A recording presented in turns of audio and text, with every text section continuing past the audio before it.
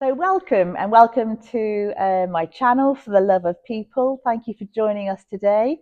I'm joined by a very special guest today. I'm joined by Justine. Hello. Thank you, Justine, for coming. It's very, very kind of you to meet for this little chat. That's all right. Would you like to tell us a little bit about your background? Well, I was born in Essex. You're an Essex girl. I am an Essex Lovely. girl. Brilliant. Chelmsford. Oh, nice. And my family moved here to Bournemouth when I was 8. Okay. Yeah. So you haven't quite got that sort of tilt to your accent. No, well, that's because when I was in junior school, a teacher said to me, if you want to get anywhere in life, you've got to learn how to speak properly. Sorry, Essex. Seriously? Yeah. So did you have to have lessons, or do you just? No, I just copied how other people sounded, and then I just lost my accent. Oh, Unless I get overexcited about something, and then it all comes oh, out. blimey! Can't believe you just did that. Well, you've got a lovely accent, I must say. Okay, right. Okay, so from Essex. Okay, so moved here when you were 8. Moved to Bournemouth when you were 8. Yeah. Lovely. Okay. Yeah. And who's that handsome man that follows you around everywhere? That's my husband. Okay. So your lovely husband. Yeah, Dave. Yeah, Dave. Justine, you and Dave have been coming to our church now for quite a while, and it's been lovely to get to know you both. But obviously, there's much more to you that we don't yet know, which is really, really exciting. So, would it be okay to ask you what your career is? Yeah, sure. I'm a barrister, and That's amazing. been a barrister now 20 years, fully qualified 20 years. Wow. Okay. Yeah. Fantastic. Qualification takes 5 years. So I did a law degree, and I actually accidentally became a barrister in some ways. It's Really? sort of I was the last year to do O levels at school. Okay. And so I heard so much about GCSEs and what they were like as an exam. I thought it would be fun to do one as an evening class. So I did an evening class for psychology and a separate one for law. Wow. And I quickly discovered I wasn't in the least bit interested in psychology, so I dropped that one. Right. But I really loved the law. This is GCSE. an extra. This was extra. extra. I just did an evening class, GCSE.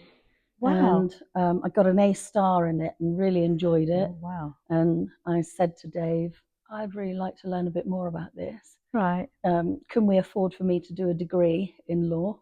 And he said, we worked it out. It was like, yeah, you can. Amazing. An amazing Dave. Dave is amazing, isn't he? Yeah.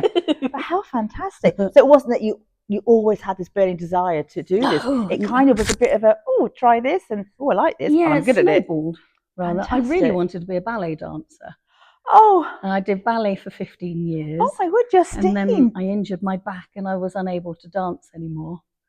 So, and it was 3 weeks before I had a show. So I had to wear a back brace. Oh my word. And they let out my costume to make room for the back brace. And we had to change most of the routine because so there was only one lift instead of there was going to be 4 lifts in it. And in between the shows, I would lie down flat. Oh, how awful. Oh, But that must have been really hard though.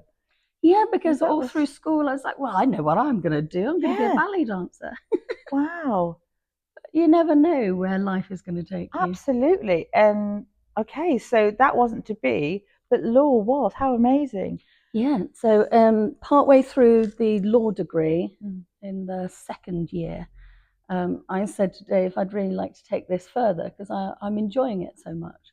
And in the second year of the law degree is when you can apply for training contracts to become a solicitor. Right. Whereas you apply later if you want to be a barrister. Oh. So another year. Okay. So I did apply for a training contract and I was offered one. Right. And I had to make a decision whether to become a solicitor or not. And I thought if I didn't try to become a barrister, I'd always regret it. And I thought I'd rather try and fail than not try at all. Okay. So I turned it down, which might have been rather silly. But wow.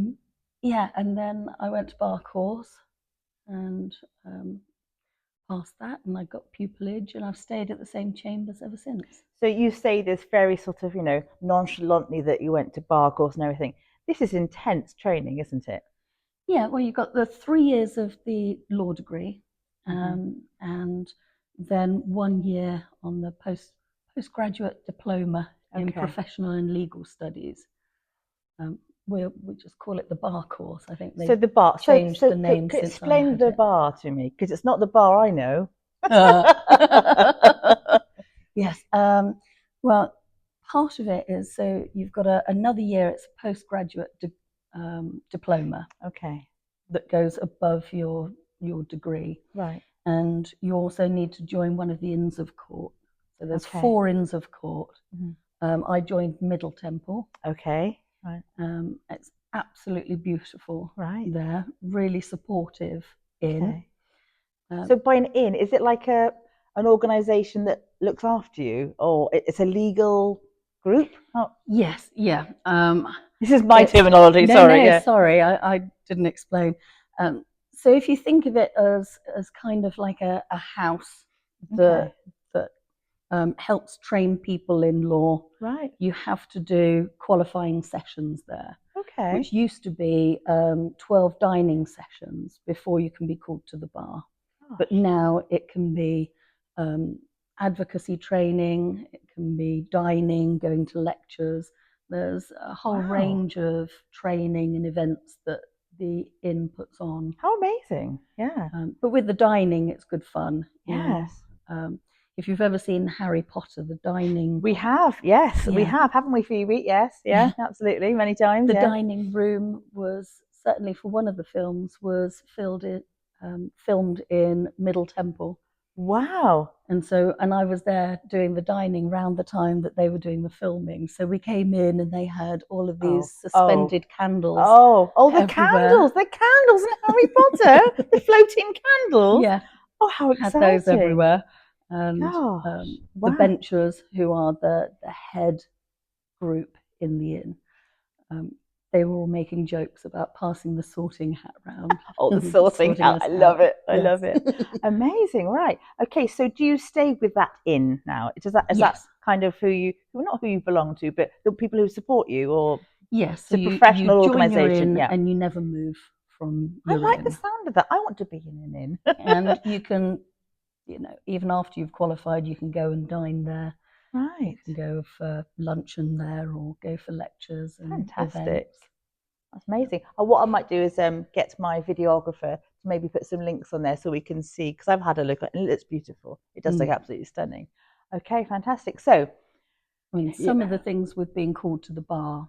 Yeah. So once you've done enough of your qualifying sessions and you've passed your bar course, then you can be called to the bar, which is where you all go along and you can take a couple of guests with you. Right. And that's when you have all your gear on.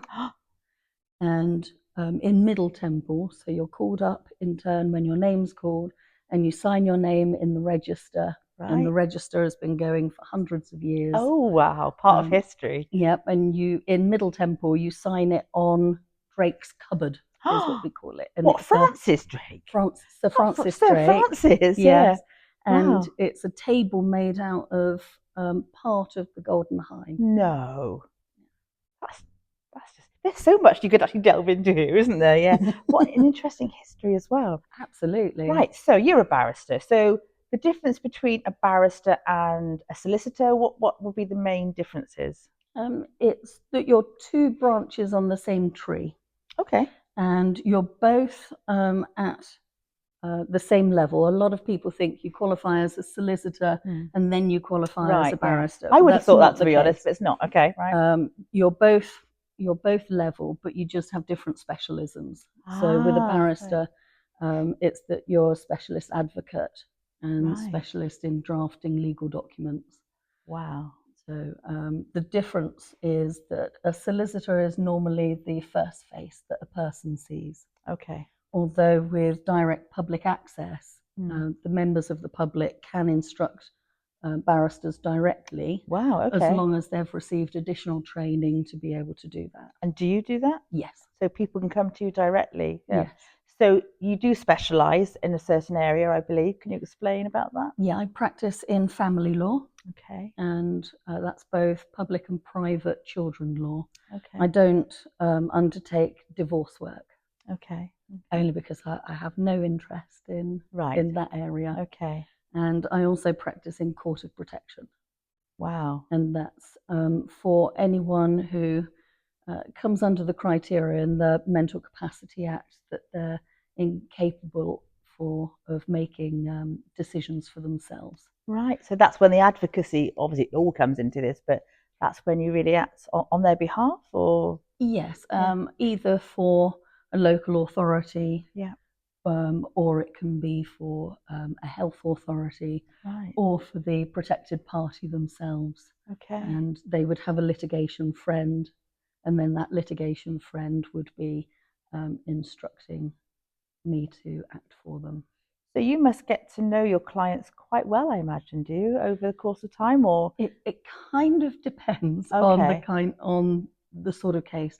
With private law children work, you're acting for a parent or a grandparent, or other intervener, somebody who wants to see the child or the child to live with them, or a specific issue about where they should go to school, if they should be allowed to go abroad on holiday, those sorts of decisions. Right. In those cases, you do get to know your client very well because you see them at court, you speak to them a lot.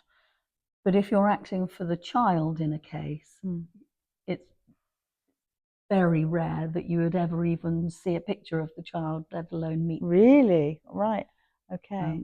So in those sorts of circumstances, you might know virtually everything about them, have read all of their history, maybe their medical records. Is that on purpose? Or is that just the way it works? It's just the way it is, because children are represented through others. Like you'd have a guardian ad litem who is representing the child. Okay. So they are putting forward the best interests of the child. Right. Okay. Which doesn't necessarily mean the wishes and feelings of the child. Right.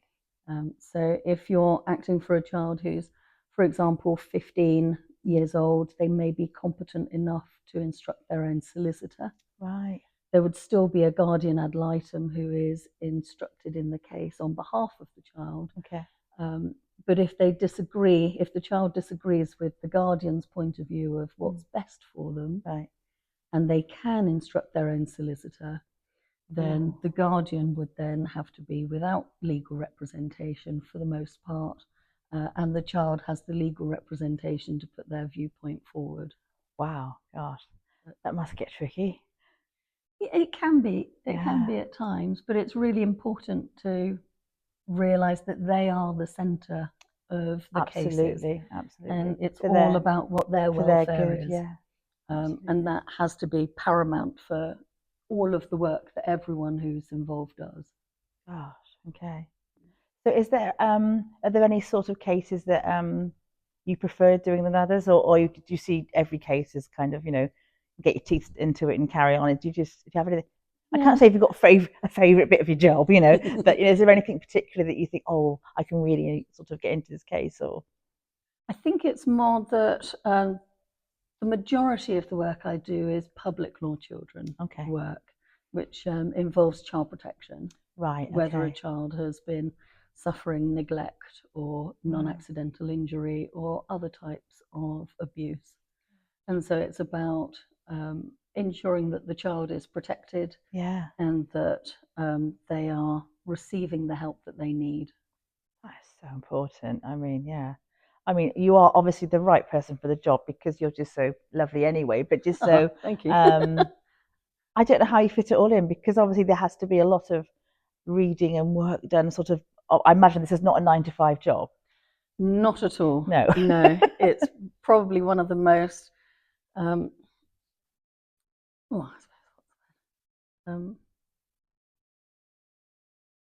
it's not a job that leads you to being able to see your friends and your family on a very regular basis. Your diary can change from day to day, and you can be working the majority of an evening, ready for work the next day. conversely, you might finish work early and have an afternoon where you're not having to work and all of your friends are. So.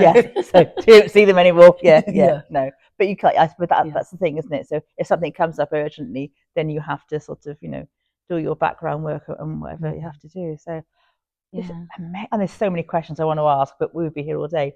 Now, just going back to when we were called at the bar. I was going to ask you about something behind us. Yes, because as I said, we have to dress up in all our finery. Is there a reason? Let's talk about the finery. Yes. Because does this go back to a certain time where, a bit like vicars when they wear their garb? Why you have to wear the garb, which we'll come on to very soon. Yes. Yes. Well, it does go back hundreds of years. Okay. And the way I think of it really is that it means that all of you are instantly recognizable as to what your role is. Okay. There's also a certain level of anonymity that it gives you. Ah, right. So that if you're in a situation where someone might not be very happy with the position that you're having to take in court, right. After all, it's adversarial. And with the kind of work where people are in court, they're at the lowest ebb of their life. Okay. Which can mean that emotions can be rather fraught at times. So it gives the anonymity as well. Okay. But as a funny aside, on the day that I was called to the bar, so I went with Dave and with my mum and dad. Oh, lovely. And you're only allowed 2 people in. So my dad said, it's all right, you go in with mum and go in with Dave, and I'll just stay out. And a security guard there was ever so kind. He said, no, you've got to come in as well. So what they did is they found an extra seat for my dad, and everyone else is sitting on these little chairs, and they found a beautiful big wing-backed chair for my dad. I thought it was the king. And they put him up on the side of the dais. Oh, no. With all the benches next to him. Oh, that's fantastic. And having met your dad several times, I can imagine he enjoyed that, yeah? He really did. Oh, how lovely, and so when I was walking up, he was going... like only a parent can. Well done. Oh, how fantastic, yeah. Absolutely. So, okay. And Dave said to me, he leaned over to my mum when we were all lined up, and he said, I bet they look like a flock of sheep from above. Now, why would they look like a flock of sheep, I wonder? What would be on your head? Yeah. Well, if I shade, this is... Excited. This is my wig. Look at this beautiful we have it in a tin. And it comes to you like this? You buy the tin separately. Okay. And you have your name put on it. Yeah. And the surname is different from my name because by tradition, you would normally use your maiden name at work. Okay, well, that's interesting. Yeah. And so this is my wig. Oh my word. Oh. It's made out of horsehair. Am I allowed to touch it? Yeah, please do. Oh. Oh my word. Can you put it on, please? We want to get the full... Yep.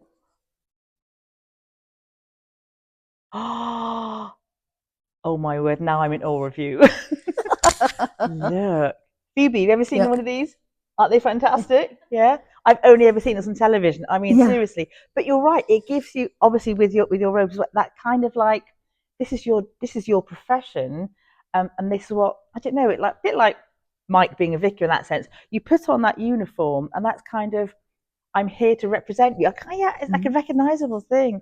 And yeah, so it's made out of horsehair, and although it looks to be one colour, if you look closely, there's about 3 or 4 different colours. Oh, it's like highlights. See. Yeah. And what is the reason for the wig? Is there, again, I guess obviously historic, but why?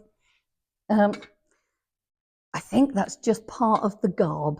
Okay. I don't know specifically why. Oh, can I try it on very carefully? Yes, yeah, if you like. If you take it by the sides, like that, and then get that to the front.